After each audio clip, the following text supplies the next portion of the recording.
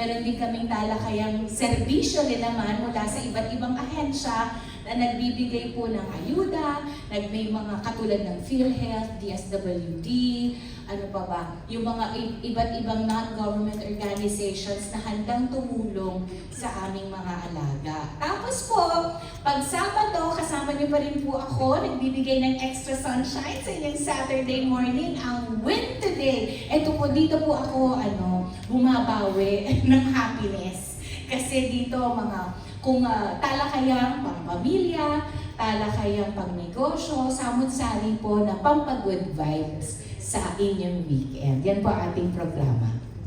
Thank you, Tito Winnie. Magandang hapon sa ating pong mga kaibigan mula sa press. It's nice to see new faces and old familiar friends din, syempre. Ang programa ko naman po sa DWPM ay Ako To, si Chang Ami. Yun po ang title niya. Public service din po siya, pero ang pinag-uusapan naman namin doon ay lahat ng may kinalaman sa ating pong mental health. Yun po ang pag-alaga naman sa ating pong pag-iisip, sa ating puso, sa mga emosyon, yung mga pinagdadaanan po natin ng mga struggles sa araw-araw ng aming mga kaserbisyo. So Monday, Tuesday, and then Thursday, yan po, meron tayong mga kaserbisyo na nakakausap via phone or via Zoom. Tapos may kasama po tayong expert na mga life coaches, psychologists, and psychiatrists na tumutulong po dun sa mga kaserbisyo natin na may pinagdadaanan sa kanila pong buhay, whether sa family, sa trabaho, sa kaibigan, or so, kung ano pa man.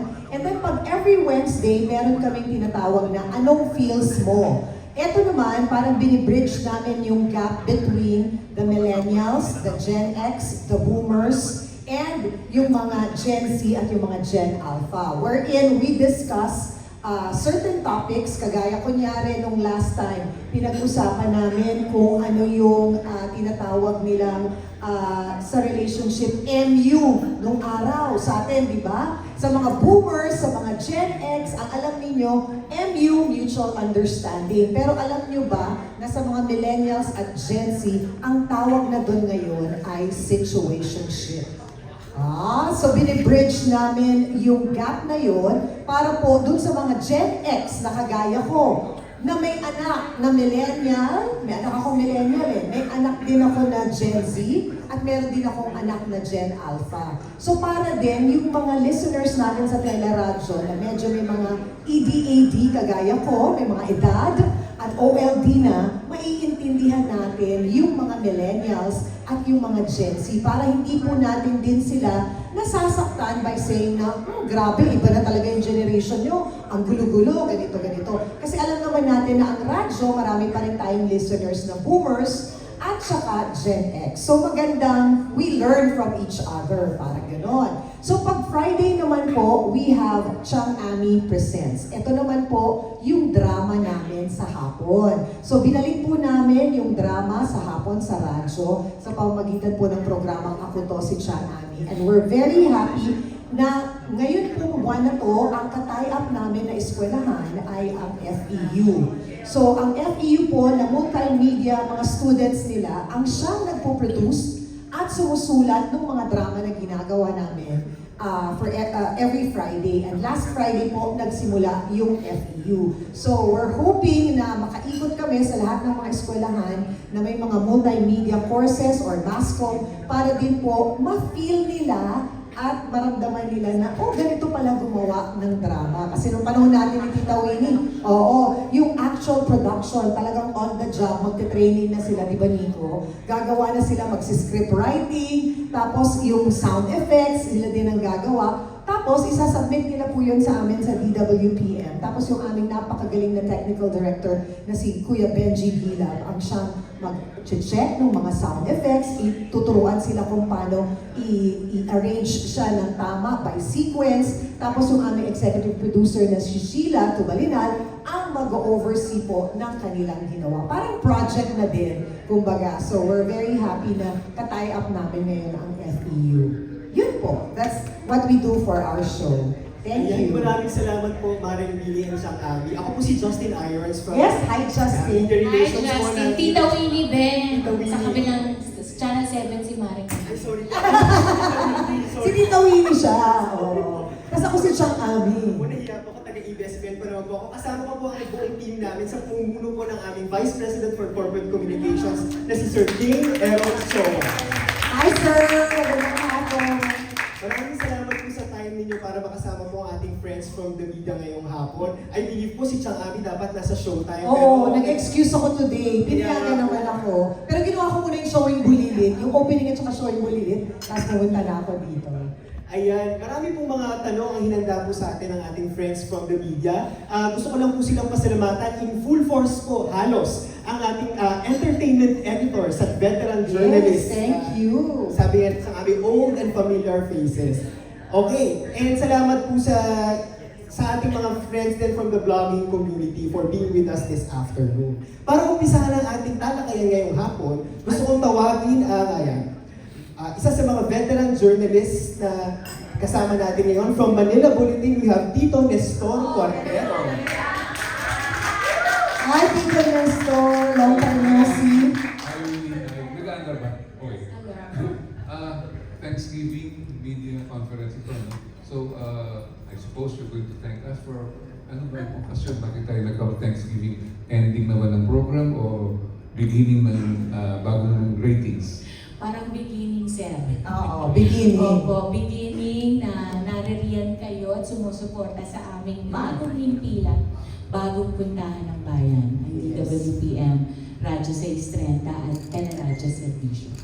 It's a Thanksgiving actually para po doon din sa mga, hindi lang sa mga kaibigan natin sa press, kundi doon po sa mga kaserbisyo namin na hanggang ngayon ay very loyal at sinundan kami at patuloy kaming sinusuportahan dito po sa DWPM. Well, of course, I'd like to congratulate the two of you for having transition. Meron kayong commonality eh. You both transition from being actors to broadcasters, no? Nag-shift kayo. Why did you do the shift? Bakit kayo nag-take ng ganitong shift in your careers? What did you like about acting or did not like about acting that made you shift? Mauna na si Tita Winnie dahil siya una-unang nag-transition. I started radio sa DZMM 1997. At first, honestly, wala lang. Change of environment, change of medium.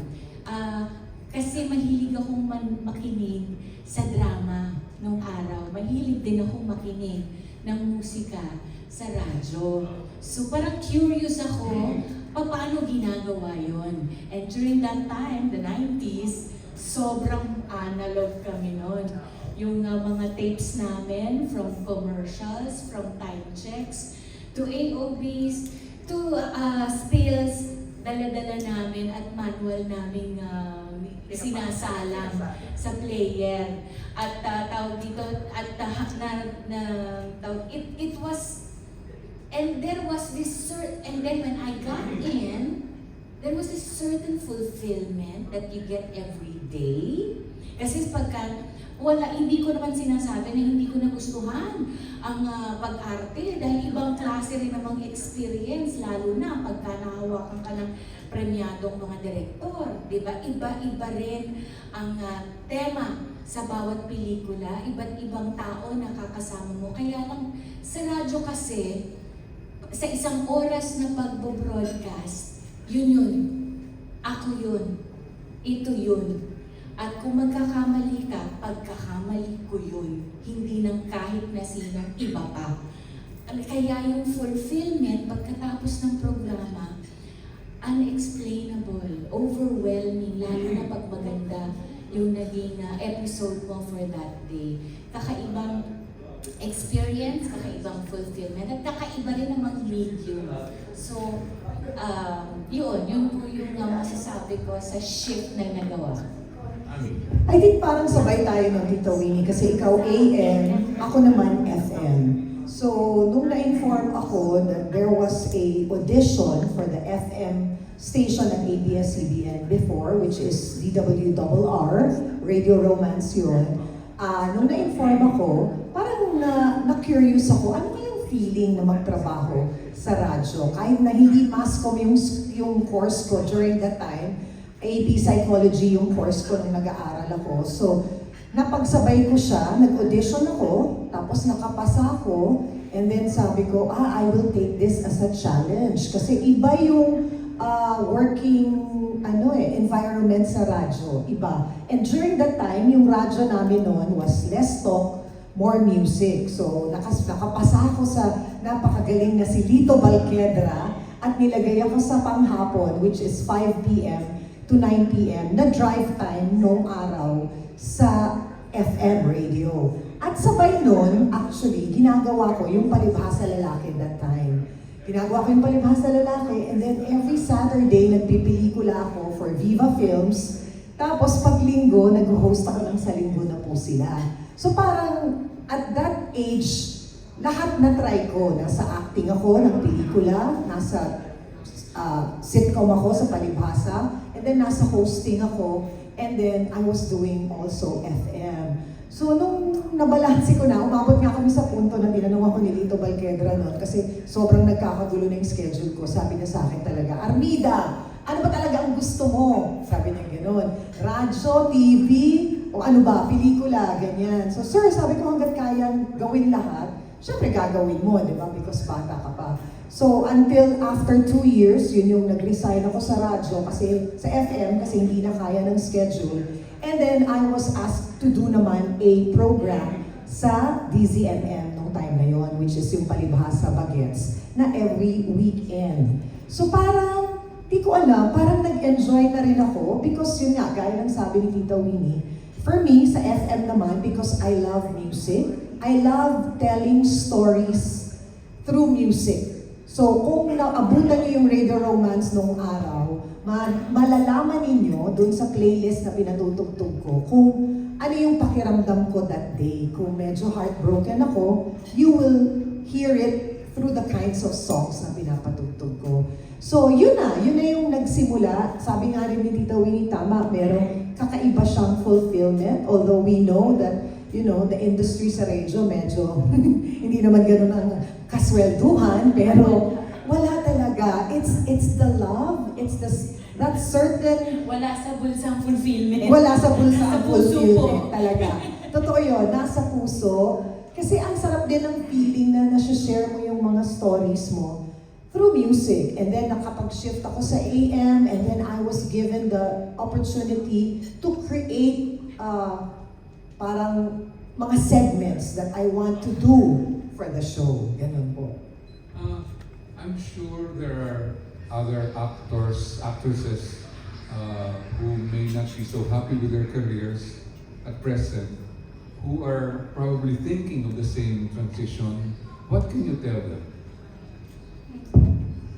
Ano ang paano magiging Ami Perez? Paano magiging Winnie Cordero? Wow. May ganun sa pero reference. Matuto muna sila makinig. Kasi ang radyo, hindi, nung araw kasi akala ko, salita, bibig ang pinapagana. Sa radyo, mas pinapagana ang tenga. Kasi kailangan naririnig mo ang sarili mo, unang-una. Kailangan, at dapat, balanse ang pananaw mo sa sarili mo. Isa kang, pwede mong gamitin yung sarili mo sa audience point of view, at yung sarili mo as an anchor. Makikinig ka rin sa kausap mo. Parang tama ang sinasagot mo at tama ang sinasabi mo. Nasa linya kayo, parehas kayo ng utak na binabaybay. At makikinig ka rin sa tunog mo. Kasi hindi lang dapat play ka lang ng play ng music. Yan, sabi nga ni Amay, merong istorya, may suwabe na pakiramdam na ibinibigay. Hindi lang basta pindot ka lang ng pindot, tawag dito, play ka lang ng play ng musika. Dapat meron ka pa rin goal na itatatag sa bawat broadcast mo. Hindi lang basta sasaba ka dyan para lang mabago. And I was guilty of that. I wanted a new experience. Kakaiba palang experience. At yung experience na iyon is and not was. Continuous learning yun. Continued learning over the years because listeners develop certain preferences over time. And your listeners nadadagdagan at nag-iiba ang preferensya depende sa edad. At merong certain dating sa radyo na nakakairita. Ayaw totoo, lipat. Ang gusto mong dating, maliwanag ka, banayad ka, pero assertive ka. Pinapakinggan mo rin ang tunog mo, hindi lang tunog ng ibang tao. Ay, yun pa rin pala. Kailangan, nire-research mo rin ang kalaban mo. Kasabayan mo. Bakit pinakikinggan to? Lahat yan Sayad sa sikreto. Diba? Oo. Lahat yan pinag-aaralan para matanggap ka ng tao. At saka siguro yung substansya ng sinasabi mo. Yun. Yeah. So, it comes with a lot of preparation and dedication. Like, maniwala mo kayo sa hindi, isipin yung old school ako, but up to now, I still have a notebook. I write notes there every single day kung sino ang nakakausap ko sa programa. At pag tinanong mo ko, sandali, sasabihin ko ganyan. Sasabihin ko sa executive producer, sandali lang, anong araw yan? November ganito? O sige, balikan natin. Si ganito yan, si McCoy. Ito yung pinagdaanan niya, back. Ito yung naging resolution. Ito yung pinatugtog kong kanta. Bakit? Para alam ko kung nag-uulit ba ako ng songs na pinapakanta or pinapa-play sa oras ng programa ko. I make sure na naka-notes lahat yan. I come prepared. Kumbaga sa gera, hindi ka pwedeng pupunta na, bakbakan lang! O sige, ganito. No. Siguro through time, yun yung naging training namin. Hindi ko alam kung saan ko siya nakuha. Marahil nakuha ko kay Tita Gloria Romero, kay Anita Linda, yung mga nakikita ko noong araw na nakasama ko na dumadating sila sa set na prepared, aral, alam kung ano yung gagawin. Old school. Old school. Maniwala kayo sa hindi, nagpunta ako sa Google Office para makipag-meeting sa mga taga-YouTube. Lahat sila naka-laptop, tawang-tawa sila sa akin. Sabi ko, excuse me, but your child Ami has a notebook and a ball pen. Ito pa rin ako, susulat ko. Just trivia lang. Pareho kami ni Amay na mahilig sa notebook at sa iba't ibang kulay ng Ball ballpen. pen, yes. Kasi kung makikita niyo yung notebook namin, kada comment, may ibang kulay. Yes. Pareho kami. May representasyon. And even during the time nung gumagawa kami ni Tita Winnie ng morning show, talagang for me, sinapuso ko talaga yon na hanggat maaari, hanggat may oras bago umere, babasahin namin yung script, prepare kami, even how to pronounce certain words. Kailangan paulit-ulit yan, aaralin namin. Kasi pag nagkamali ka, pag-aaralan kung paano sasabihin, kasi pag nagkamali ka, ang hirap ng bawiin. So, I guess that's part of yung mga pinagdaanan namin ni Tita Winnie na palos pareho. But congratulations sa inyong dalawa. Thank you po. Surely, itong move na ito will assure your longevity in the business. Wow, thank you. Because Thank actors just go away, but not your type of talent. Thank you. Salamat Thank po, you. salamat. Maraming Appreciate salamat.